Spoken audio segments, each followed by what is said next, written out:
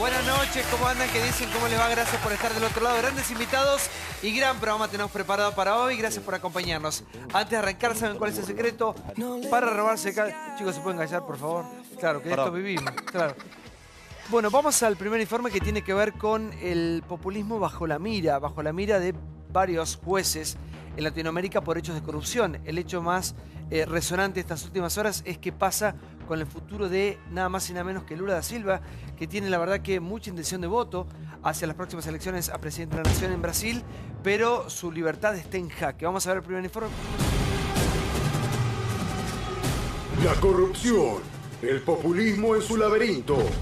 En estos últimos años, figuras que recibieron hace muy poco tiempo mucho apoyo popular en Latinoamérica hoy se encuentran rodeados por la justicia. Ahora se confirmó la condena de Lula da Silva en Brasil. Entre la cárcel y su tercer mandato. El tribunal de Porto Alegre decidió por unanimidad confirmar la condena. Ampliaron la pena del presidente a 12 años y un mes. Tuit de Cristina Kirchner. Acompañamos a Lula y al pueblo de Brasil. ¿Va a ir preso? No. El segundo juez, especialmente, el doctor Paulson, ha dicho que todo el proceso de recursos que tiene que presentar lo va a hacer en libertad. Tuit de Diego Maradona. Lula, querido, el Diego está contigo. Él justifica que todo eso es una venganza porque él... Por el desarrollo social. Ascensión social, porque él sacó de la pobreza a millones de personas. Él cree que no le perdonan eso. ¿Puede ser candidato a presidente? Es el político con mejor imagen con vistas a las elecciones de octubre. La respuesta es, en teoría no, en la práctica sí. Todo lo que ellos están haciendo es para evitar que yo pueda ser candidato. Pero esta provocación es de tal envergadura que me dio una picazón y ahora yo quiero ser candidato a la presidencia de la República. Seferino Reto, buenas noches. ¿Qué tal? ¿Y imaginabas esto? Bueno, era una de las posibilidades, fue un fallo unánime y ahora queda más cerca de estar fuera de carrera. De todos modos, tiene mucha intención de voto. Yo creo que él es un personaje muy importante. Es cierto, sacó mucha gente de la pobreza, pero también es cierto, hubo un esquema de corrupción muy fuerte y muy evidente. Muy evidente también para los jueces. En segunda instancia, confirmaron el fallo y extendieron la pena a 12 años. Con lo cual, el fallo primero, que fue el del juez Moro, queda muy fuerte y Moro muy fortalecido. Había muchas dudas sobre este proceso, porque es uno de los procesos más discutibles, porque no había, algunos dicen, no había pruebas muy concretas. Sin embargo, los tres jueces del Tribunal de Alzada le dieron la razón al juez Moro. Débora. Bueno, efectivamente, hoy se ratificó en una segunda instancia de la justicia brasileña esta eventual pena para Lula da Silva, incluso incrementada, como decía Seferino. Lo interesante y lo paradójico es que la eventual impugnación para su candidatura presidencial, recordemos que las elecciones en Brasil son el próximo octubre, podrían darse por una ley que el propio Lula sancionó, en la cual se dice que una persona que ya tiene una condena en una segunda instancia, porque por supuesto que todavía le quedan recursos de apelación, hasta llegar a la Corte Suprema de Justicia. Pero ¿qué es lo que pasa en la Argentina, ¿no? Para mirar nuestro propio espejo. Dicen, hasta que no haya condena firme, es decir, Corte Suprema incluida, caso Menem, Cristina, etcétera, nadie puede ser impugnado para ser candidato. En Brasil, el propio Lula sancionó una ley que habla que un candidato en una segunda instancia de condena ya podría ser eventualmente inhabilitado para esos cargos. De modo que la candidatura de Lula presidente está hoy muy esmerilada. Él dijo que ratificaba que va a ser candidato, dijo que quería que los jueces le pidan perdón porque no cometió ningún crimen. Y el punto en cuestión, para recordarlo, es que se le imputa en la causa de Lavallato haberse quedado con un departamento en Guarujá, valuado en un poco más de $1 millón, 1.2 millones de dólares, que se lo habría entregado una empresa que luego fue beneficiada con obras en Brasil. Eso fue lo que lo llevó a Lula a esta situación. Freddy, buenas noches. Te escucho, por favor. Bueno, lo más destacable para mí es que este fue un fallo de segunda instancia tomado por unanimidad, porque la especulación legítima por parte de la defensa es que si hubiese existido alguno de los jueces que fallaba en contrario, le habría, es diferente el procedimiento al procedimiento argentino, una cantidad de recursos que en este caso se cierran, se obturan. Tiene otras instancias, quizás lo más representativo del punto de vista político, ¿qué va a decir el Tribunal Electoral? que es hasta donde tiene que llegar la instancia que finalmente decidirá si lo inhabilita o lo habilita para competir electoralmente. Es el político más popular. Si hoy hubiera elecciones en Brasil, gana.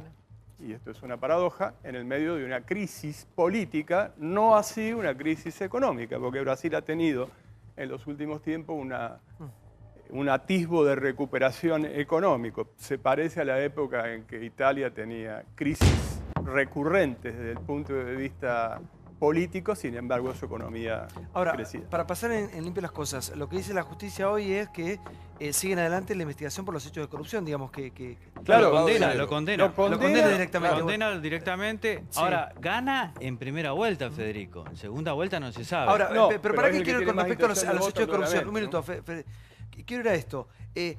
¿Qué pasa o qué nos pasa a la mayoría de los pueblos latinoamericanos con respecto a los hechos de corrupción? Digamos, cuando hay una justicia que te dice, miren, ya está comprobado que esto fue así, que estuvo metido en actos que tienen que ver con la corrupción directamente. No nos importa eso, digamos, es más fuerte el fanatismo, la fe que uno puede tener en un candidato que te roben. Ya damos por sentado que el político tiene que robar, Cabot. Pareciera que sí, ¿no? Por lo menos si uno ve las declaraciones públicas de los líderes que acompañaron a este día de Lula. Estamos hablando de líderes latinoamericanos que se expresaron, Evo Morales, Cristina, que son líderes y que tienen mucha intención de voto en sus países y alta, y obviamente estamos hablando de Evo, que sigue siendo presidente de Bolivia. Pareciera que ese es el camino, ¿no? Decir, bueno, esto es la derecha, no sé qué, en vez de circunscribir la cosa a una cuestión judicial. Hay que decir 2 o 3 cosas de esto. Lula tiene, además de este proceso, 8 más, ¿no? Este es el primero, porque hay una cosa tangible, que es ese famoso triplex, que tenía hasta una pileta en el último piso y demás, que valdría preguntarse si, si acá en Argentina, por un departamento haríamos semejante causa, pero bueno, en Brasil lo hicieron. Esta es la primera de varias causas más, 8 más, ¿no? Que se están dando en Brasil por diferentes casos de corrupción. No, comparado con Cristina, Lula es un ladrón de gallina. Digamos, es uno y ni siquiera en la mejor playa, en Guarujá. Guarujá va todo el mundo, no es una plaza exclusiva, no es Fernando de Noroña, no es nada de eso tan interesante. Comparado con Cristina es nada. Por claro, eso digo, es la primera de varias causas. Le imputan varias cosas, le imputan tráfico de influencia, le imputan una conversación donde a un empresario le pide que borre evidencias. Presidente Lula, ¿cómo llega? Perdió muchas elecciones, termina siendo ganador. Realmente en Brasil en un principio, con esto no justifico gente que roba, puede hacer lo que quiera, pero si roba no tiene sentido. Hace una transformación, ¿por qué? Porque saca un número altísimo de habitantes de la clase baja. Sí, no claro. Como acá que hablamos de la cloaca o el agua. Realmente se le dio valor a mucha gente que pudo saltar de la pobreza. 28 millones y medio, Paulo. Imagínate el número, la cuantía. 28 millones y medio. El gobierno de Dilma, que su continuidad ya no es lo mismo y empieza toda esta serie de cuestionamientos. Hoy las encuestas que marcan, sin un candidato opositor firme, porque por supuesto que está muy dividido en cuestiones sociales, quienes se vieron beneficiados con el gobierno de Lula lo apoyan, aún sabiendo que hoy está con corrupción y lavado de dinero. Hoy hay un 34 de Lula contra un 17 de un candidato de oposición que no se sabe quién es. El hombre que tiene mejor intención de voto en todo Brasil, pero no se presenta, es el juez Moro. Y creo que para los argentinos hoy la envidia absoluta de ver una justicia brasileña rápida, contundente, un juez Moro que revolucionó un sistema judicial y hoy un tribunal de 3 donde cada uno dio su explicación y no le tembló la mano para decir la sentencia que está dando el juez Moro es poco, porque tendría que estar de 12 años en adelante en la cárcel. Así que muy contundente. Cafiero, buenas noches. ¿Qué tal? ¿Cómo te va? Te escucho, por favor. Bien. Bueno, la verdad que por ahí soy la voz disonante de lo que vamos escuchando. Yo estoy totalmente en desacuerdo con lo que plantearon hasta acá. Me parece que hay una instancia material, que la justicia brasileña es totalmente distinta a la argentina. Creo que no hay que envidiar al juez Moro, me parece que hay jueces probos en Argentina y la justicia sí funciona en nuestro país, a pesar de que a veces... Un poco lenta, ¿no? O bueno, olvidadiza. No, pienso no hay un que Moro. Un Bonadío durmió, ahora reapareció. No, tampoco me parece que Bonadío sea... No, pero te digo algunos, Santiago, como para... Un Moro en la Argentina, que venga y diga, no me importa que fue presidente. Sí, no pero, hay. A ver, bueno, pero hay más moristas que Moro ahora, porque el Moro le puso como condena 9 años, y fíjense cómo son las modas, ¿no? Moro le puso 9 años y ahora le quieren dar 12 y un mes. Sí. Sin pruebas materiales, reconocen que no hay pruebas materiales, reconocen que En el mismo fallo se reconoce que no hay, naturalmente, ninguna... El punto de partida de la condena tiene que ver con un arrepentido, con un empresario arrepentido, sindicado como corrupto, que logra la libertad. El mismo momento que a Lula lo condenan, él logra la libertad y la bolsa y el Bovespa, digamos, el Merval, de alguna manera brasilero, sube 3,7. Bueno, a ver, hay cuestiones que yo con esto no quiero hacer una justificación, ni mucho menos, no conozco en profundidad tampoco la política brasilera. Lo que quiero decir es que es llamativo, es bastante llamativo, que en el momento donde Lula empieza a transitar un camino de recuperación electoral, más allá de los avatares que ha tenido en su vida, empieza a recuperar terreno político y puede ser el próximo presidente de Brasil, recomponiendo aparte una crisis de legitimidad de partida que tiene Michel Temer después del golpe institucional que se le hace a Dilma Rousseff.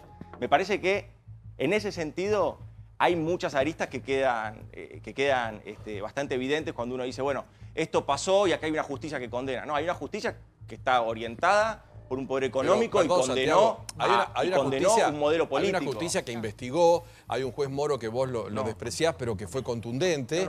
Hay 8 procesos. Lo que pasa es que acá todos son perseguidos por el código, ¿viste? Hoy me van a tener que pedir disculpas. Uno de los procesos... Minuto. Para que lo quiero escuchar a José. ¿Cómo te va, José? Gracias por estar con nosotros.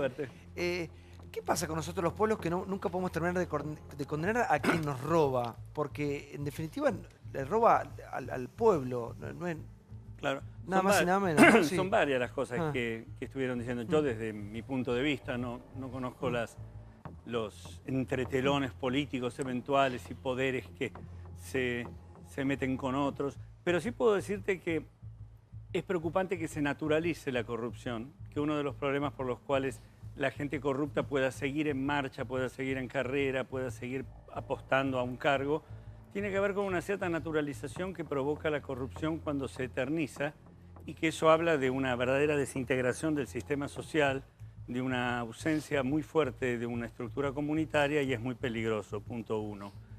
Lo segundo es que muchísimas veces, no digamos fanatismo, como dijiste fanatismo, creo que fuiste concluyente. Un fanático no entiende de la razón, entiende solamente de la emoción, venera, idealiza, se fascina, no pidamos allí mucha racionalidad.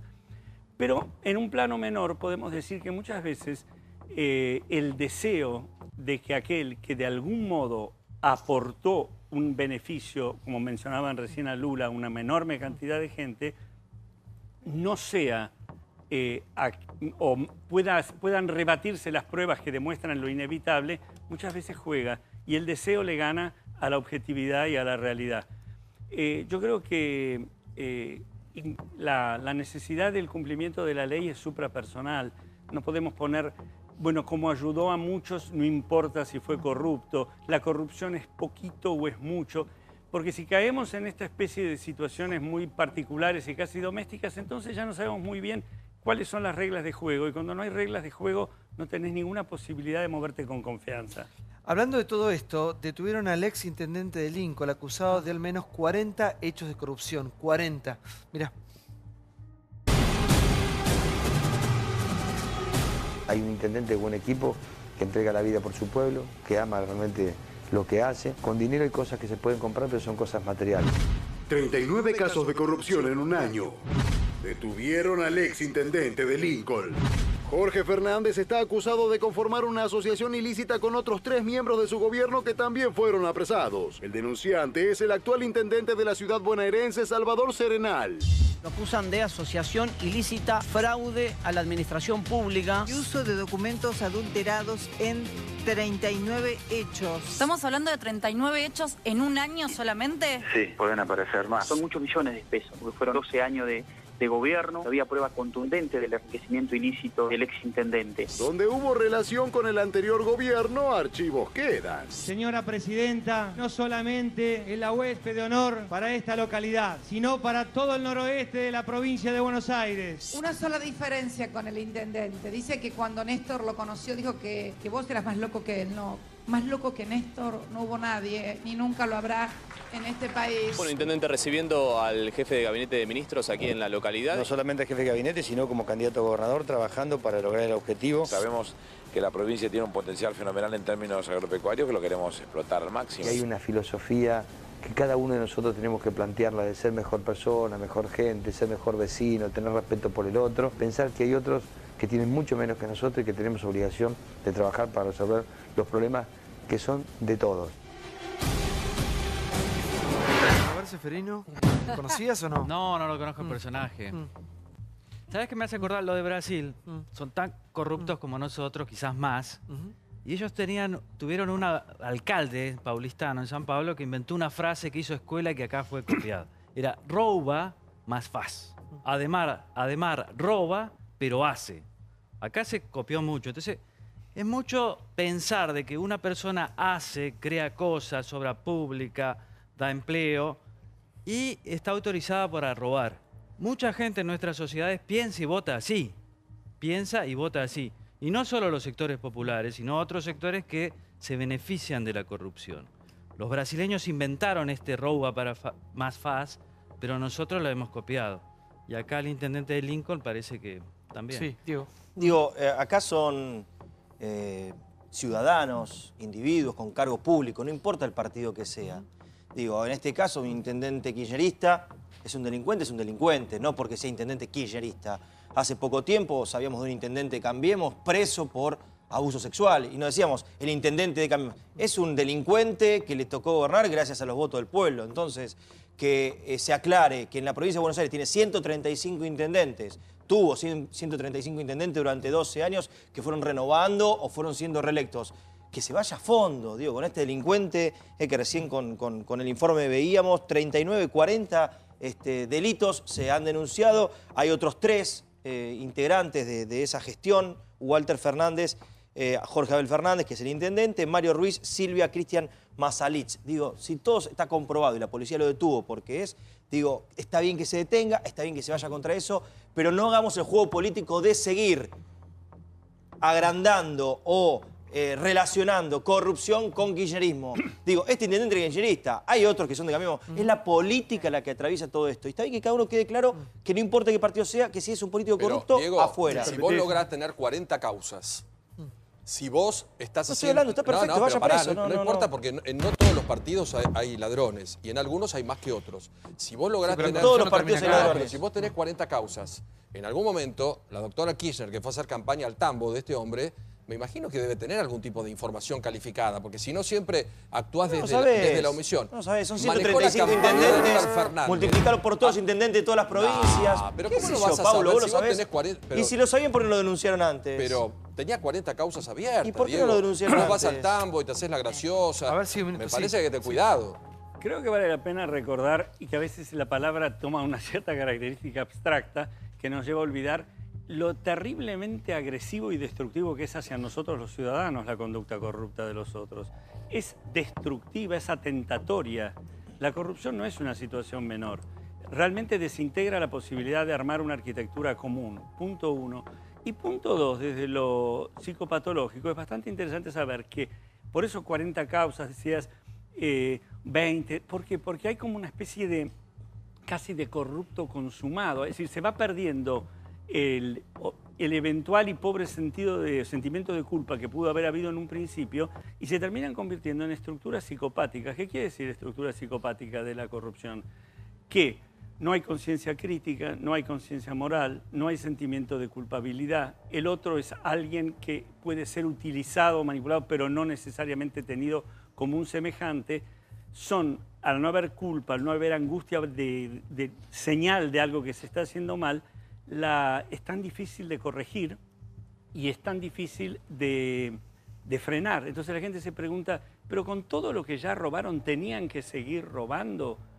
Pero esto es un pensamiento lógico y un pensamiento racional de alguien que no es un psicópata, de alguien que no es un adicto a lo delictivo, de alguien que tiene un reconocimiento del otro, sino la fantasía de poder, la fantasía de inmortalidad, de omnipotencia, ligada a estas estructuras psicológicas realmente patológicas, lo hace a esto... José, pero ¿en qué momento empoderamos a alguien y después lo veneramos como si fuese un dios?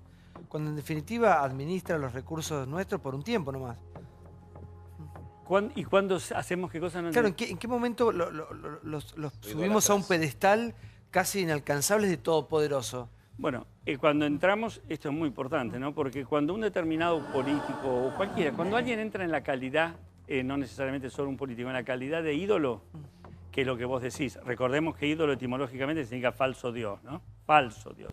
Cuando entra en calidad de ídolo, entramos a jugar, que en los argentinos nos pasa mucho, o nos pasó mucho por lo menos, el pensamiento mágico. El pensamiento mágico desconoce el criterio de realidad, desconoce la posibilidad de razonar, de diferenciar entre lo que se sabe y lo que se cree. Y entonces cuando el pensamiento mágico construye un mito, construye un ídolo, ¿en qué quedas? En una situación infantil de sometimiento, de fascinación y por lo tanto absolutamente este hombre no era un víctima. ídolo de nadie, digamos que era un exintendente. No, tuvo muchísimo poder. No, pero muchísimo. Ahora es ídolo. Aparte fue intendente No, desde el pero año no me 2003. refiero a esa persona en particular. Habla en Se general, refería a... No te referías a alguien en particular. No, en general, sí. Por favor, sí, María. Pero aparte fue intendente desde el 2003, reelecto en el 2007, nuevamente elegido en el 2011, finaliza en el 2015.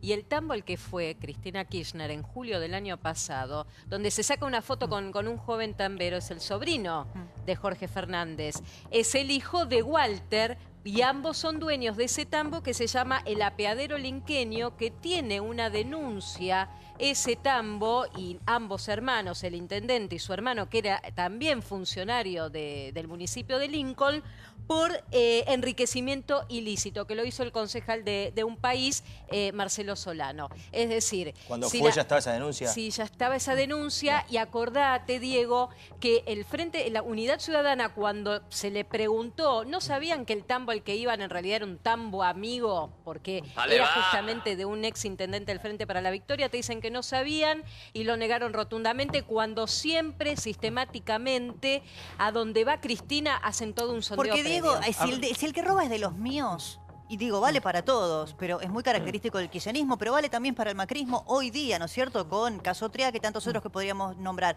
Si el que roba es de los míos, yo lo apaño, yo lo tapo, yo no lo denuncio. Sí, y pasa todo el tiempo. Si no es kirchnerista, no se habla o no se subtitula. Esto es un ex intendente acá, es un ex intendente. Se ideologiza, se hace punto, se hace hincapié en que es kirchnerista. No, es al revés. Lo que yo reclamo es al revés.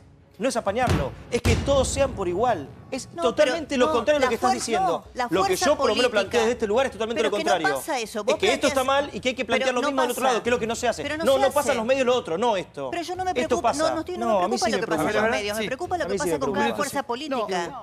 Yo la verdad que no conozco al detalle las causas de este hombre. Lo que sí te digo es que los que a veces estamos sobre casos así de corrupción, vos no te das idea la cantidad de mensajes y de mails o por redes sociales, por todos lados, que nos llegan de casos similares en todo el país.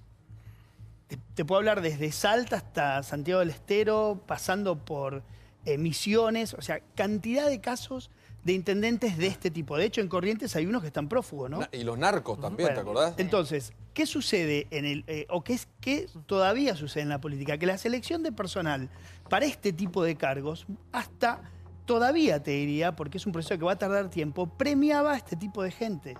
¿Entendés? Que tienen clientela, que por eso tienen... preguntaba a José, endiosar a este Bueno, porque la selección de personal de la política hacía que este tipo de personajes, como este intendente, que como te digo, no puedo opinar de sus causas porque no las conozco, pero eran premiados por una política que prefería ganar, prefería el territorio y demás, quien manejaba los barrios, los subsidios, no sé qué, no sé cuánto, antes que la depuración institucional de la política. Y ese proceso está muy todavía presente en el interior de la Argentina, y va a ser muy difícil correrlo. ¿Por qué? Porque es muy difícil ganarle a los oficialismos, ¿no? Pero por la cantidad. Hay mucho cacique, sí. Cayeron los barrios corrupción es eficaz para un político. Exacto. Porque la política se hace con mucha plata y una de las cosas que uno escucha entre los políticos es roba, pero para la política. Y en realidad nunca es así. Por eso entonces se necesita mucha plata para la política y la plata se saca de ahí, de la corrupción. Todos los gobiernos, y yo no creo que solo en el interior, juntan plata. Y ya están juntando plata para las elecciones del 2019, pues lo ves en todos lados. lo ves en Ahora, todos lados. Santiago. No solo en el A ver, interior. un momento, sí. ¿Cómo estás, Santiago? ¿Cómo te va? Hay dos cosas, o sea, es un equilibrio, ¿no?, entre los políticos y los votantes. Los votantes generalmente nos manejamos por la ganancia inmediata, o sea, no podemos pensar a largo plazo y cuanto menos son tus recursos, menos posibilidad de pensar a largo plazo tenés, por lo cual, más allá de la corrupción, el problema generalmente son las personas con menos recursos, porque vos vas y les ofreces algo para mañana, para dentro de una semana o para dentro de un año, y agarran viaje por cuestiones de que no tienen nada, ¿sí? Entonces, generalmente cuando tenés un político demasiado corrupto, también tenés gente muy perjudicada que lo termina votando por una cuestión de ganancia inmediata. Es una cuestión egoísta que todos tenemos, todos votamos lo que a nosotros nos parece mejor, pero en este caso, si vos tenés políticos muy corruptos que todavía están de forma, que tienen mucho apoyo y que pueden volver a ser candidatos, es porque tenés una población que no creo que haya salido de la pobreza más allá de los números. Pero cambió, Pero no, chicos. no, la pregunta que yo le decía a José Abad, en un momento que creo que le preguntaba a todos, es si ya hemos dado por sentado los pueblos de varios países latinoamericanos que el que esté en el poder va a robar. Indefectiblemente ya lo tenemos como No solo lo tenemos nosotros aceptado, sino el político también. Creo que hay una enorme Triste, ¿no? hipocresía cuando discutimos estos temas. Yo estuve con el juez Moro cuando estuvo aquí en la Argentina en una charla que dio, y él decía que los líderes políticos en Latinoamérica no están ni les interesa dar ninguna lucha contra la corrupción. Es decir, que él se sostuvo gracias a la opinión pública de Brasil y no a los políticos ni a los empresarios. De hecho, la causa brasileños. Odebrecht nunca avanza. Y el otro tema ese es el gran es ejemplo. que la sociedad también es hipócrita porque se empieza a preocupar por la corrupción cuando económicamente no está bien. Cuando está bien, los temas de corrupción le pasan como elefantes. Pero además hay un efecto, Santiago, que me parece que un poco responde a la pregunta inicial que vos hacías, que une esto con lo que está pasando en Brasil. En general, después de estos procesos, el intendente que viene o el presidente que siguió en Brasil se tiene que hacer cargo de una situación muy complicada. Se tiene que hacer cargo de una situación en la que tiene que tomar normalmente, es cíclico en Latinoamérica, medidas muy antipáticas. Temer hizo votar una reforma laboral que en este momento es el ejemplo para el populismo latinoamericano de lo que no hay que hacer. Temer esta semana publicó una nota en Buenos Aires diciendo: estamos haciendo lo que hicimos en un diario porque le dimos la espalda al populismo. El gobierno que está haciendo Temer está claro que no está haciendo cosas simpáticas para la gente, pero cuando vos decís, la gente no quiere votar para la corrupción, no, en general lo que pasa es que la gente ve que el gobierno que vino después de la corrupción, incluso con todos los problemas que tiene Temer personales, tiene que tomar medidas muy duras, y ese es el centro del problema que tenemos, es que se agotan las sociedades de las duras medidas que toman quienes vienen después de estos procesos populistas para arreglar el daño que hicieron los anteriores, y la gente termina finalmente convalidando al anterior que corrompía. Me parece que en la Argentina también hemos tenido una evolución, porque si no, nosotros hablamos en nombre de la gente, y hay algunos ejemplos que marcan que la sociedad cambió. En el conurbano, los varones del conurbano eran intocables, y la gente los sacó a patadas con votos a la mayoría, y terminaron con esos gobiernos de 1000 años de tipos que eran intocables. En Jujuy, desde el 83 hasta el 2015, gobernó el justicialismo. Por la aparición de la señora Sala, que lo dejó desdibujado al gobernador, y la corrupción brutal, porque las obras no se hicieron, porque faltan casas, porque fue un desastre, la gente la desplazó al justicialismo y puso a Morales por primera vez. Sí. Entonces la sociedad hace cambio. Con ayuda del peronismo, que tampoco la quería. Es extraordinario en la Argentina, que es surrealista, voy a escribir sobre eso, que es el caso de Formosa. El compañero Gildo Infran, que se mantiene desde hace años, 24. Es un ejemplo de lo que la corrupción puede hacer con un pueblo que además lo vota, y lo vota contento. Y preguntá en Formosa por Gildo Infran. Y si acá están conformes o no. vamos a preguntar al senador. ¿De trabajo público que tiene la provincia? ¿Cuánto es? Votaban paraguayos, votaban paraguayos. Más, creo que es más, sí, buenas noches. Bueno, a ver, y que lo ratifiquen algunas coincidencias. Yo creo que la política, fundamentalmente, lo que se refiere a hechos de corrupción, no se limita a un solo partido, ni a una facción de un partido político. Me parece que la cosa es mucho más potente, más profunda, es cultural, y que la sociedad no es uniforme. Es decir, en mi provincia yo puedo hablarte de muchos intendentes y te hablaría de sociedades condicionadas, porque tenés intendentes con la suma del poder que gobiernan a través del miedo, con el manejo de acuerdos de programas sociales. La gente es rehén porque tampoco tiene salida laboral, mira a los costados si no hay un emprendimiento privado para encontrar un trabajo, un porvenir en tu propia vida. Pero estos personajes, como se dan en Formosa y muchas provincias de la Argentina o estos intendentes, en realidad existen, porque acá lo que está ausente en el debate es el poder central que puede poner freno, que es el Poder Judicial. Es decir, la corrupción desde la función pública se sustenta por la ausencia de jueces que realmente cumplan con su propia función. Entonces, si hoy vemos algunos funcionarios, fundamentalmente del orden nacional, del gobierno actual, del gobierno que se fue con anterioridad, con una justicia que actúa, que investiga, pero bienvenido sea, para la política, para los sindicalistas y para todos. Yo le hago una pregunta, y esto va para todos los partidos políticos. ¿Por qué generalmente el político de turno tiene una vida que no es acorde al sueldo que cobra? ¿Cómo hace? Yo no generalizaría, ¿eh? Yo conozco muchos. Bueno, pero no todos. ¿Cómo? Mira, por ejemplo, vamos a hablar... Todos, obviamente, no. Sinceramente, conozco intendentes o legisladores del peronismo, o del radicalismo, o integrantes de Cambiemos, que, bueno, que hay que verlo, que tienen una vida común, que se dedicaron a una actividad en sus provincias, hoy son legisladores nacionales, terminan su función y regresan y pelean la vida como cualquiera.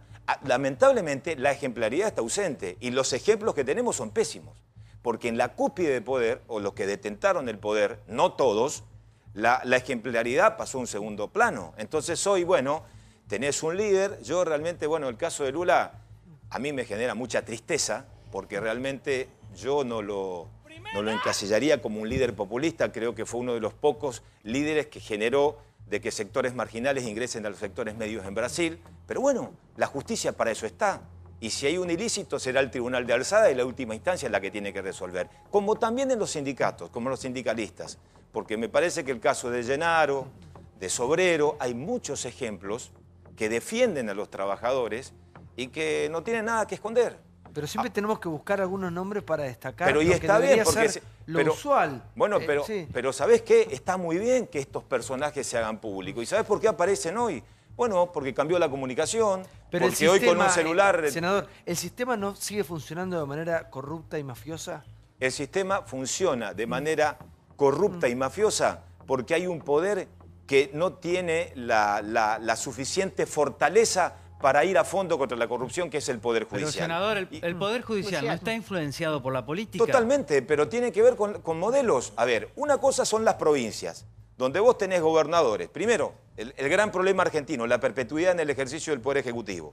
Gobernadores que tienen control del Poder Legislativo, control de la justicia, designan jueces, designan fiscales. Vos tenés ciudadanos rehenes de las tropelías de los propios intendentes, ciudadanos rehenes de quienes te gobiernan y una justicia que mira a los costados. Entonces, cuando vos tenés un Estado de esas características, bueno, vos tocaste fondo. Ahora bien, por lo menos tenés que arrancar de arriba y el Poder Nacional y el Congreso de la Nación tiene facultades para corregir distorsiones antirrepublicanas. A ver, un minuto, quiero hacer, ¿sabes la sensación que me da, José? Es como si uno quisiera llenar un balde de agua con muchos agujeros abajo. Es imposible que eso se llene. Es que en realidad tiene que ver, no hago referencia a ninguna situación en particular, no la conozco, pero sí la naturalización que hablábamos de la corrupción, esto de querer hacerlo pasar como algo fisiológico, ¿qué genera? Genera una vivencia que muchas veces está presente como pensamiento y otra cosa como conducta, que es que la corrupción es inevitable. Y la inevitabilidad de la corrupción ligado a la naturalización lleva un sometimiento a la misma. Bueno, ¿qué le vas a hacer? ¿Eso cómo se llama en una ciudadanía? Alienación. Y la alienación es un lugar desde el cual no podemos llegar a pensar, a cuidarnos, a cuidar al otro, que es cuidarnos nosotros, y suceden estos atrapamientos en los cuales nos vamos, como decís vos, hundiendo. Y ahora, hay un punto que me parece que solamente toma un minuto, pero que vale la pena por lo que decía también Pablo, que es, hay un momento en que las sociedades, más allá de que hablamos de las sociedades alienadas, más allá de que también sabemos que no todos son corruptos, sino que también hay muchos que no lo son, dice, no solamente dice basta, sino que dice gracias y dice necesito que esto cambie.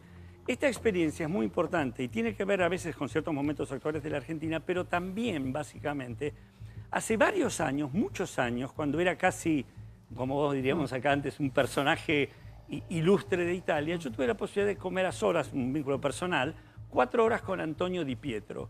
Antonio Di Pietro es el verdadero creador de Le Mani Pulite. Todo lo que vino después, etc. Él fue el gestor de que en Italia toda una clase empresarial política terminara o exiliada o presa. ¿Qué me contaba Di Pietro? Me contaba que lo que le sucedía permanentemente a este fiscal que después con su familia, que vivía en una situación relativamente modesta, la gente se le acercaba y le decía gracias. ¿Saben por qué le decía gracias? Gracias por dejarnos ser más libres.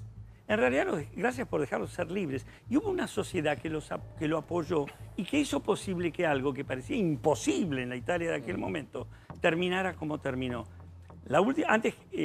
Me voy a tener que ir, me dijo ahora de esta función. Claro, dejo esto, pronto vas a escuchar que van a decir muchas cosas de mí, me dice, como efectivamente se dijo.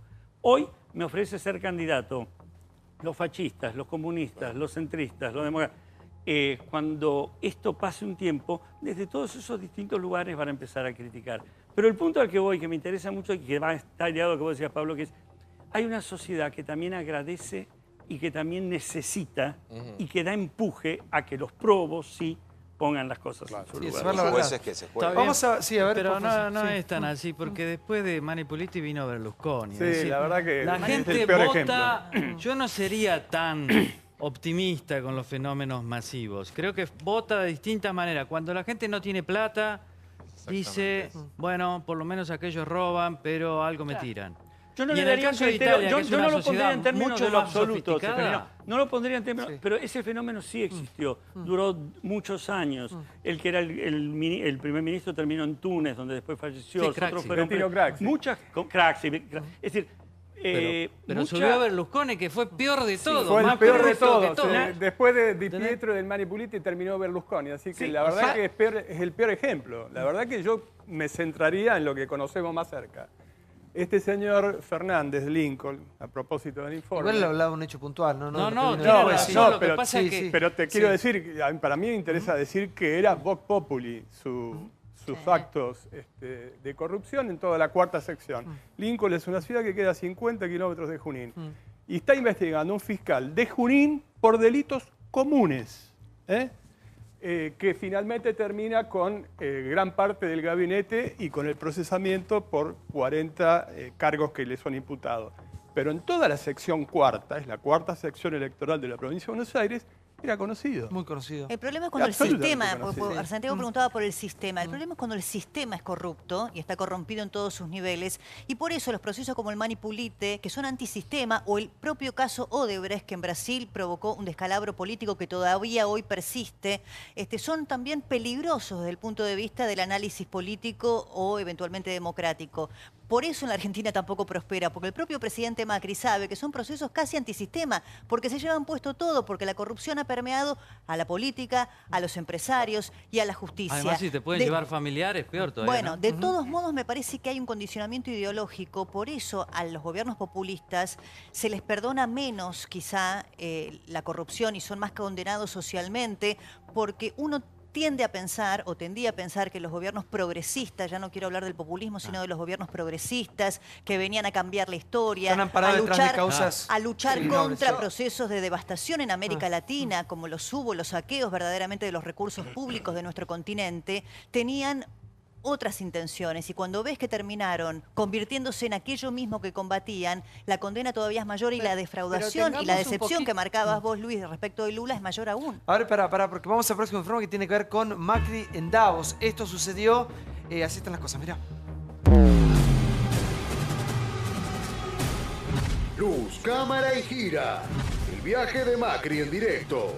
El presidente se fue de Rusia y llegó a Suiza para participar del Foro Económico de Davos. En su primera jornada mantuvo encuentros muy importantes con mandatarios y empresarios internacionales. Todo lo transmitió él mismo a través de sus redes sociales. Mauricio Macri llegó a Suiza, mantuvo un encuentro con diferentes empresarios.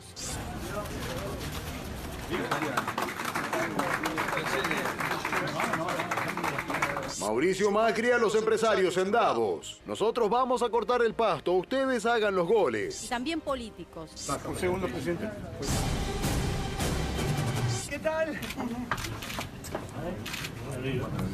Muy bien, muy bien. Estuve con Máxima y les agradecí realmente la decisión de la Fundación Palas que ha elegido a INVAP para proveer un reactor nuclear para investigación. Y para nosotros es un hito muy importante porque confirma que la Argentina puede ser un socio confiable en el uso pacífico de la tecnología nuclear. Se reunió con la canciller alemana, Angela Merkel.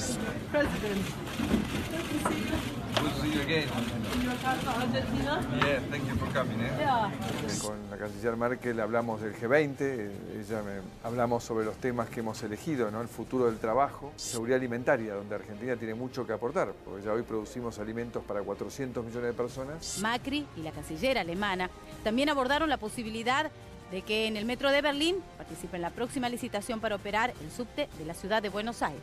También se reunió con Bill Gates. So, hello again. Hi, great to meet you. La verdad que hay mucho interés por Argentina. Mucha gente está empezando a tomar decisiones para invertir. Va a haber muchas oportunidades. Abre el día así. Sí, efectivamente, hoy fue quizás el día más productivo. Lo más productivo fue el anuncio de INVAP, que va a construir en Holanda. Esto no fue un anuncio de hoy, esto son negociaciones de largo plazo, pero se concreta el anuncio. Es una licitación internacional y es importante porque hay pocos países en el mundo que pueden hacer lo que hace INVAP, que son reactores nucleares. En este caso sería para un hospital. ¿A quién se le ganó la licitación? A varios países. Francia y a Corea. Porque no hay tantos países en el mundo que puedan manejar esta tecnología. Y INVAP hace un trabajo silencioso muy bueno y son de esas cosas que muchas veces no hablamos, ¿no? Pero realmente es un orgullo para todos. ¿Seferino? Bueno, a Macri le está yendo bien, creo que tiene muy buena imagen en el exterior y es uno de los campos donde él mejor le va. Yo creo que es muy bueno para el país todo esto, ¿no? De INVAP. INVAP es algo que viene de otros gobiernos, además, y hay que decirlo también, ¿no? Es una política de Estado. Política de Estado, claro. Sí, es un orgullo. Es interesante lo que es Macri dando vueltas por el mundo, que es básicamente cuando un industrial sale a vender sus productos a diferentes ferias, ¿no? Y por ahí los resultados vienen después. ¿Cuáles son las inversiones que hoy están viendo en Argentina? Que eso es interesante, ¿no?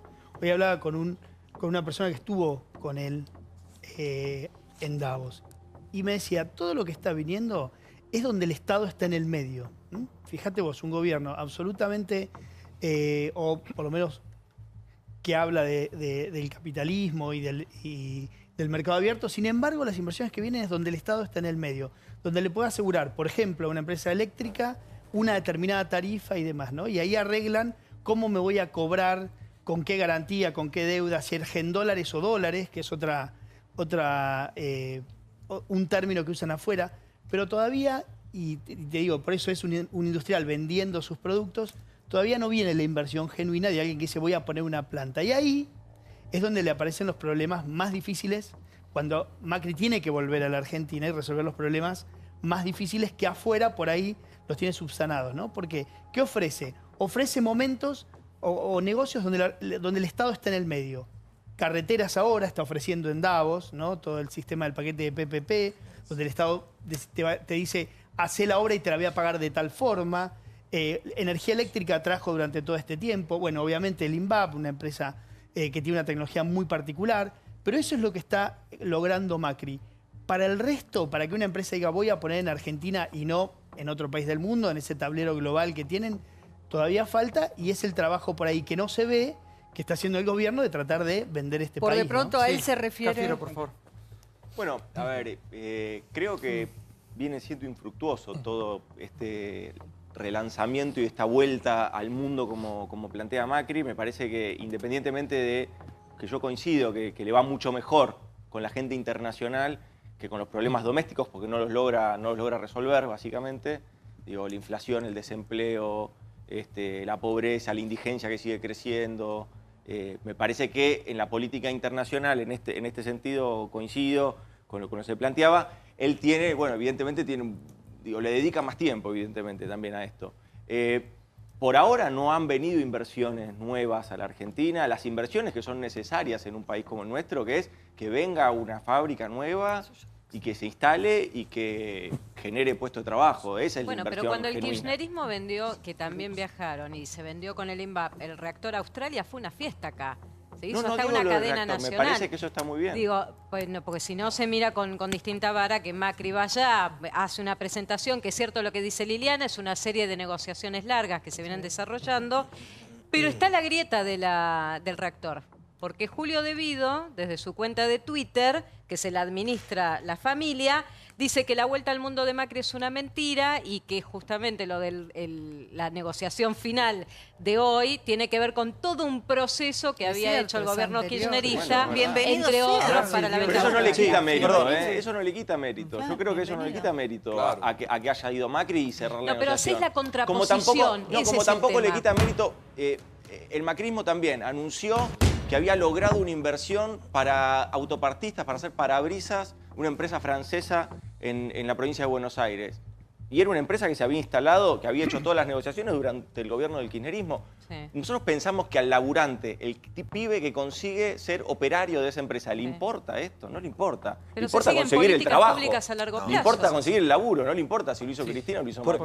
Para ponerlo en números, digo, me parece que esta es obviamente la mejor cara del presidente, la vuelta que hay que celebrar de la Argentina al concierto internacional, en donde evidentemente tenemos un nivel de relaciones que no teníamos en la gestión anterior. Eso está muy bien, las fotos son un montón y aparecen todos sonriendo. La inversión extranjera directa aumentó el año pasado mucho en la parte financiera. En la economía real cayó 6%. Y esta es la discusión que me parece que es de fondo, que es qué modelo de país tenemos y qué es lo que nos estamos trayendo de esta vuelta fundamental de la Argentina al mundo. ¿Vienen inversiones que generen valor o lo que viene son billetes a juntar más billetes? Hasta acá, lo que se ve por los números oficiales que volvieron a existir en la Argentina son billetes que juntan más billetes. Billetes que producen trabajo, bueno. Tombo, hago una pregunta. Lo quiero consultar a Diego, porque todo el tiempo esperamos un mesías, alguien que nos solucione todos los problemas, como si fuéramos a buscar un padre. No, claro.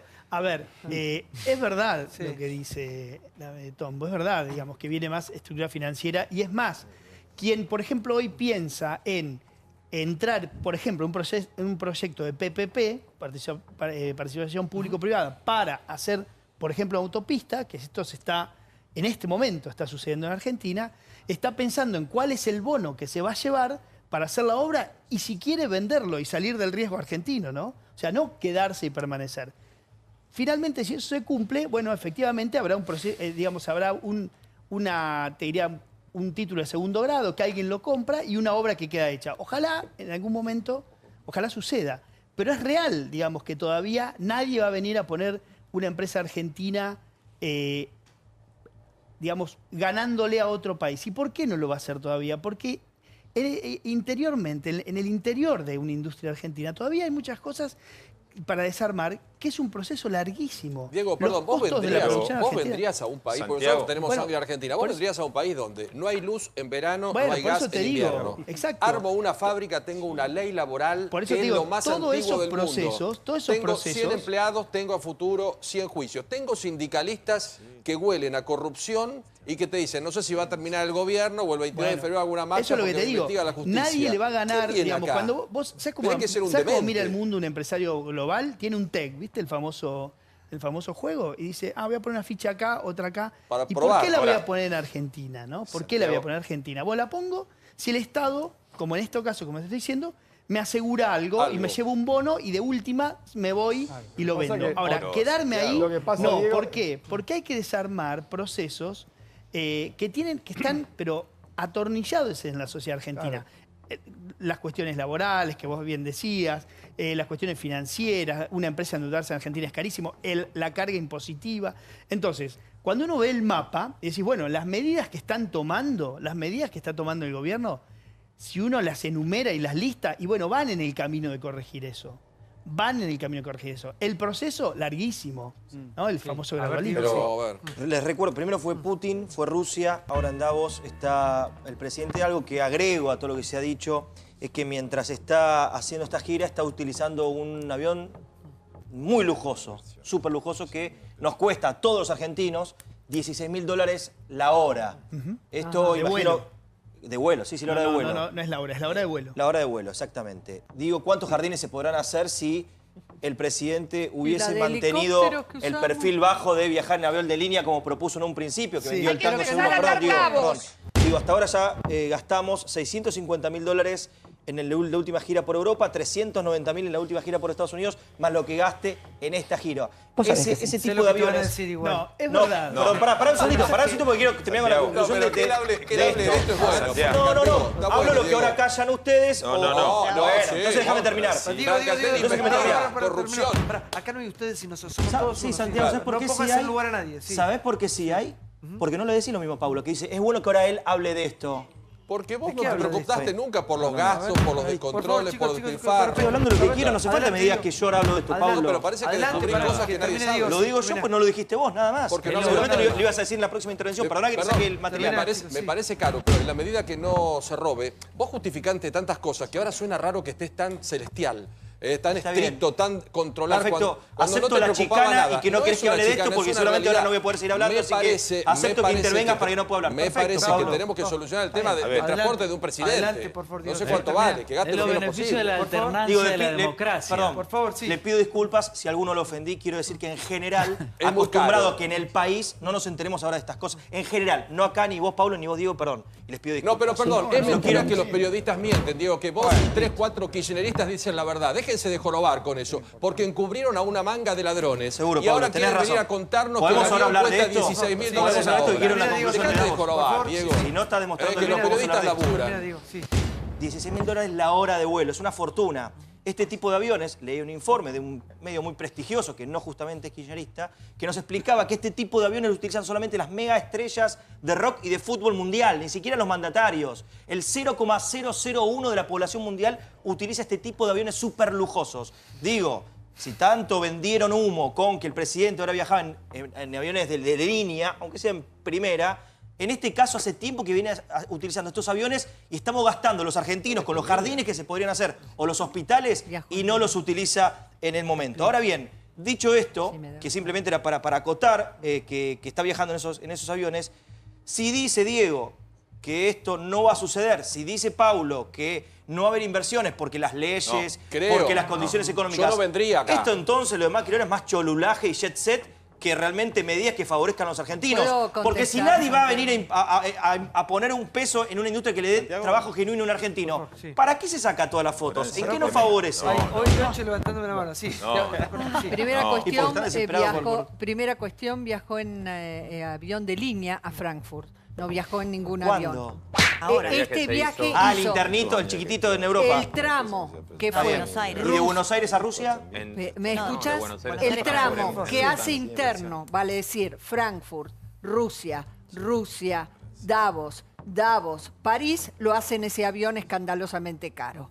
Porque lamentablemente, esa es una cosa que nunca entendí, les arman agenda, y a Cristina le pasaba lo mismo, les arman agenda que es imposible. ¿Con qué viajaba Cristina? En micro. No. Pero a ver, con Santiago, que se llevaron un país, hermano, y ahora te Pero antes lo criticaba, Pablo. Ahora lo criticabas, ahora no lo criticas más. Cambiaste, Pablito. No es corrupción, está distinto, Pablo, está más amarillo. Por favor. Está más amarillo, Pablo, está chino. De tanto amarillo estás chino, Pablo. No está confundido. Disculpe, José. Cuando se habla de hipocresía, ¿no? La Argentina no está en capacidad ni siquiera de discutir seriamente si un presidente necesita un avión presidencial o no, ¿no? Por favor. Pero, digamos, ya que tocó este tema, es interesante porque... ¿Sabes que el kirchnerismo no podría ni hablar de temas de aviones, ¿no? El inicio del kirchnerismo dejaron de usar el tango presidencial por el exceso de equipaje que tenía el kirchnerismo. Sí. Que no querían que militares de la casa militar que manejaban se enteraban que había demasiados bolsos para tan pocos días. Más que bolsos, Diego, acordate. Bueno, entonces había como una... ¿Qué periodismo? Perdón, por favor. Había una... no había una relación directa entre la cantidad de días y los pasajeros y la cantidad de bolsos que llevaban. Entonces dejaron de usar el avión presidencial al punto que prácticamente es hoy por hoy es chatarra, ¿no? Entonces, después vino otra época del avión presidencial donde Cristina no lo usaba sí, porque tenía miedo a que la embarguen, ¿no? Entonces la Argentina, que vos preguntabas en qué Alquilaba viajaba, aerolíneas, carísimo. solía ir a países, digamos, con legislación muy laxa, donde sabía que no le iba a pasar nada, y de ahí Cristina cruzaba, por ejemplo, a Europa en un charter. Y te voy a recordar algo, ya que querés saber en qué viajaba Cristina. Hace 5 años exactamente, Cristina hizo un viaje, te diría un poco más largo que este. Fue a Cuba, después recorrió el oeste, el oriente, Claro. terminó en Vietnam y vino, hizo una escala sospechosa en Seychelles y pagó Claro. $880.000. Para que lo escuche la Un gente. avión De que todos alquiló modos, Inglaterra. Sí, me acuerdo que en ese momento el periodismo de investigación hasta mandó un equipo a perseguirla. Me acuerdo cuando trabajaban de periodistas. Me acuerdo cuando investigaban. Sí, es verdad, es cierto, tenés razón. Bueno, no, lo que no quiero dejar pasar, Y que no pasó parece nada. que esta historia son viajes de cholulaje, lo que se logró en estos 24 meses de la gestión de Cambiemos y fundamentalmente con la presencia y con el liderazgo de Mauricio Macri, de las inversiones que algunos creen que acá no hay inversiones. A ver, logramos estar en las principales revistas, nada más, en las fotos. Con China. China anunció, celebró un convenio con la Argentina donde se aumenta el cupo de exportaciones de la carne De todos los... 1.000 millones de dólares. Hoy exportamos, China es el principal comprador de carnes de la Argentina, exportamos 400 y tenemos un umbral de 1.000 millones. Después de 10 años recuperamos el mercado con Brasil y vamos a exportar miel. Hay un sistema generalizado de preferencias que hace 12 años Argentina está ausente con los Estados Unidos. Hay 500 productos. Del 2012, perdón, del 2012. Sistema generalizado de preferencias. 500 productos de las economías regionales que hoy pueden ser exportados con arancel cero en Estados Unidos. Hasta ahí recuperaste el biodiesel que le dejamos Está a bien, Estados Unidos. hay 3.000, está bien, no importa, está bien, pará, 3.000 millones de dólares de inversión directa en energías renovables. Hay un informe de una agencia de inversiones de la Argentina donde hay proyectos presentados por más de 103.000 millones de dólares de inversiones previstas para la Argentina, de las cuales 6.000 ya se concretaron y 24.000 están en vías de ejecución. 30.000 millones de dólares. Entonces digo, a ver, la cosa cambió. ¿Seferino? Ah, bueno, sí, yo creo que hay que salir al mundo. Pero está bien fijarse en los gastos de todos los presidentes, ¿no? Todos están bajo escrutinio. Ahora, la Argentina, si no le vendemos al mundo, no sé qué vamos a hacer. No podemos. O sea, si no tenemos empresas privadas que le vendan al mundo, no veo futuro acá, porque el Estado no genera riqueza. Cafiero, no sé qué diría tu abuelo, pero no genera riqueza en ningún lado el Estado. Más bien la redistribuye, que está muy bien. Pero quien genera riqueza es la empresa privada, es así. ¿Qué va a hacer? Las inversiones, es cierto, las inversiones son graduales, porque la política es gradual. Y el empresario necesita rentabilidad. El empresario no hace nada por otra cosa que no sea ganar dinero. Y con el ganar dinero, crea empleo y crea riqueza. Pero primero tiene que ganar dinero. Claro, ¿dónde gana dinero? En lo que él dice, las PPP, todo lo que tenga que ver una garantía de este gobierno. Y después, donde hay una rentabilidad extra, por ejemplo, litio, o sea, energía renovable, cosa que ganás mucho. Lo otro, hay que hacer muchas cosas que parece que no son importantes, pero hay que hacerlas. Legislación laboral, impositiva, muchos impuestos, todo eso hay que bajarlo, pero, claro, tocar ciertos intereses que no... Cortar el césped. Hoy un momento porque tenemos las imágenes, un dato por del favor, avión. por favor, sí, tenemos Ahí está el imágenes avión. del avión. A ver, tenemos imágenes del avión, un avión muy lujoso, donde viaja el presidente de la Nación. Ahora, vamos a tener que rever con Argentina. Te voy a dar datos del avión. Y quiero corregir algo cuestión. respecto del tango 01. A ver, el tango 01, pues si no parece que hacemos una suerte de... A ver cómo no, arreglan. de fantasía del kirchnerismo. La verdad es que el tango 01 no era ni había más bolsos o menos bolsos, no podía ser utilizado, y hoy día tampoco, así como no podía ser utilizado durante el kirchnerismo, ¿no? porque no tenía la autonomía de vuelo suficiente para ir más allá de un viaje de 6 horas. Venezuela era lo más que podía llegar. Paralelamente, la Boeing era la que no autorizaba hacerle las reparaciones o a cargar el combustible con más peso, es decir, con más combustible de la autonomía de vuelo que te digo de 6 horas desde este lugar del continente, porque la Boeing no lo autorizaba hacer, por la tecnología obsoleta con la que quedó el Tango 01. Así que, sinceramente, no tenía que ver con otro tipo de fantasías. Lo que pasó es que después Néstor le alquiló... Sí, es así. Después Néstor le alquilaba a los jumbos Aerolíneas Argentinas, que también eran carísimos. Y coincido en una cosa con Diego. Si somos un país que está en esta situación de pobreza, de ajuste, de austeridad, el gobierno también tiene que dar una señal en ese sentido. Me parece que sí, Puede viajar sinceramente. puede viajar en Muchos Flybondi, presidentes ahora del que andan mundo, muy bien. muchos presidentes del Tiene que mundo viajar viajan en vuelos de línea. ¿Vos te acordás lo que pasó Muchos el lo año pasado hacen. cuando venía y llegaron los colombianos con, ¿se acuerdan? Éxtasis. Había éxtasis. Yo creo A ver. que, mira, conozco, mira, en Uruguay el Pepe Mujica o Tabaré Vázquez viajan en vuelos de Bueno, línea. En Europa los el presidentes, Papa mismo. los primeros ministros El en Papa que Europa vino. se vuelan. Los primeros ministros pero en va Italia en se vuelan por avión, vuelos de sí, línea. No va con- No son jeques árabes, che, son una idea. Bueno, por puede eso lo generar hizo un Cristina. charter. Cristina, en la última tiempo, cuando dejaron de usar el tango, aerolíneas, Le alquilaba. supuestamente Claro. el Estado le Sí, le alquilaba el alquilaba. Jumbo. Y sería una pero buena estaba plataforma vacío. para una empresa estatal. Eso sucede en los países donde vos tenés una aerolínea que le sobran aviones. Claro. Cuando vos sacás un avión que a veces lo tenés que configurar adentro de la operación, entonces, digamos, tu costo, si vos lo multiplicás por lo que dejaste de Exacto. producir cuando lo sacaste de la línea, es mucho mayor. Entonces, eso sucede en los lugares. Bueno, en Italia hay una cuestión casi simbólica de que el Papa va en Alitalia y en un avión pro. Pero un sin avión de la- pasajeros. No son monarcas, Pero son pasa que presidentes, realidad- por favor. No, ahora- no son pero- monarcas. No, Débora, pero pará. Hay medidas de pará. seguridad, Débora. Que una nación, que un país no tenga un avión donde un Muchos presidente de la países no los tienen. Bueno, Bolivia acaba de comprar. Sinceramente, es una Santiago. discusión que podemos dar. Yo no A sé ver. si yo tengo Santiago. razón, pero sinceramente creo que en un país con los niveles de pobreza, con lo que el gobierno está intentando hacer con sectores vastos de la sociedad, que es metiéndole la mano en el bolsillo, con el ajuste de la política que no llega nunca, nuestros representantes no son monarcas, son Yo ciudadanos creo como que sí cualquiera de tendrían que tener nosotros que una tienen un licencia. cargo Yo público creo que que, sí. les Yo durará también. 4 años. No importa, lo Entonces, tiene que me gastar en la parece salud que- del presidente. No, yo Tiene que tener creo un que avión no. personal como lo Pero tenían yo todos no y que creo. quede para el próximo y demás. No, Si lo van a gastar lo parece mismo, que- si es un presidente que viaja tanto por todo el mundo, con lo que va a viajar, que volvimos a integrarnos, Es porque un no es bien un de presidente la que se queda acá, Argentina. es un bien de todos los argentinos. No, ese y es el aparte con todo problema. lo que ahorraron Un ya- gobierno compra un avión, viene el siguiente, quiere hacer su negocio, Imagínate lo el tango, desafecta, dice que no sirve más y compra O sea, lo que hizo otro. Macri. Después termina, ¿no? Lo que hicieron No, ustedes el también, tango ¿eh? estaba hecho Después bolsa. termina ese gobierno, viene otro y dice, no, este No es así. no sirve. Perdón, Bueno, pero con ¿cuántos ese esos aviones criterio no va a teníamos? tener avión. Sí. No. No, yo la verdad que tomo la noticia tangible positiva que es la venta del reactor. ¿Pero por qué? Porque compitió con dos potencias, como Francia y como Corea. Vale la pena recordar que Francia tiene el 70% de su producción energética en energía nuclear. Por lo tanto, era un competidor de primerísima línea.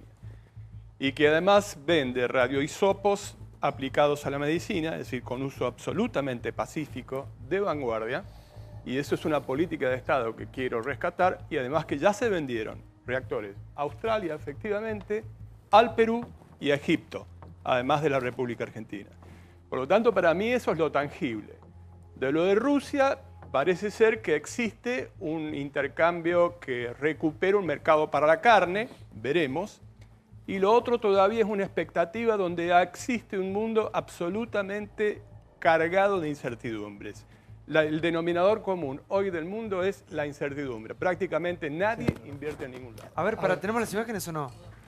A ver, porque estábamos debatiendo el tema del avión. Si ya en un país debatimos un avión, estamos... ¡El avión! A ver, José Abadi, decime algo superador de todo esto, ¿no? Porque no nos ponemos de acuerdo ni en un avión. Si el presidente de la nación tiene que volar en un vuelo digamos, con un avión presidencial o alquilar uno. No, yo creo que acá tomando lo anterior que vos decías, no sé si tiene que volar con un avión presidencial. Yo creo que en algún momento operaría lo que es el sentido común, Claro. o sea, ¿sí? Dentro de lo que forma parte de una política global, ver qué nivel real hay de coherencia en que tenga un avión de este tipo o viaje del otro. Me parece que poner todo en eso, me parece que es un poco reducido, ¿no? Pero es lo que sí simbólico, creo, ¿no es perdón, simbólico, José? un solo segundito. Creo que un punto que hablábamos de las inversiones que no vienen o siguen, yo no soy economista, vos sí, Tom, vos podrás explicarlo mejor, pero hay un proceso que se llama confianza. Es decir, si uno lo piensa a nivel de lo doméstico, uno invierte donde tiene confianza. ¿Cuánto tiempo pedimos para recuperar la confianza en un país que la ha ido perdiendo y manteniendo en estado realmente lamentable durante tantos años? ¿Podemos pedir en 2 La años pregunta que es, ¿qué tenemos que hacer para recuperar la confianza? De acuerdo. ¿Garantizar la ganancia de los empresarios? Esa es la discusión de fondo. Yo creo que es la gran diferencia que tengo con ambos, sobre todo con Ceferino. Oh, no. Sí, porque la diferencia de fondo justamente es, primero, el gran fracaso de la política es que como sociedad nos quedamos discutiendo un avión, como bien decía... Y la semana pasada una palmera. Bueno, ahora, en vez estamos de discutiendo una palmera. Mira, para un minuto, tomo. Este era el tango. Este es el tango que está en venta.